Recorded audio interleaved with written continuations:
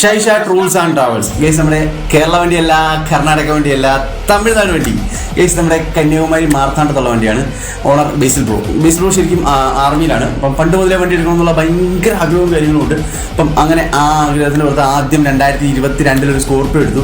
അതിനുശേഷം വലിയ വണ്ടി എടുക്കണമെന്നുള്ള ഭയങ്കര ആഗ്രഹം ഉണ്ടായിരുന്നു. അതിന് 2024 നമ്മുടെ മഹേന്ദ്രയുടെ ക്രൂസോയുടെ വണ്ടി എടുത്തിട്ട് മധുരൈ കർപ്പക വിനായകർ ബോഡി ബിൽഡേഴ്സ് എന്ന് പറയുന്ന ഒരു ബിൽഡേഴ്സ് ഉണ്ട്. അവിടെ കൊണ്ടുപോയിട്ട് ഈ ക്രൂസിയോയുടെ ബോഡി എടുത്ത് കളഞ്ഞിട്ട് പുതിയൊരു ബോഡി തന്നെ ബിൽഡ് ചെയ്ത് നമ്മുടെ ഹിപ്പ് ഹോപ്പ് കരൂരിൽ കൊണ്ടുപോയിട്ട് കിഡിലൻ ലൈറ്റ് വർക്ക് കാര്യങ്ങളൊക്കെ ചെയ്ത് വണ്ടി കളത്തിലിറക്കി.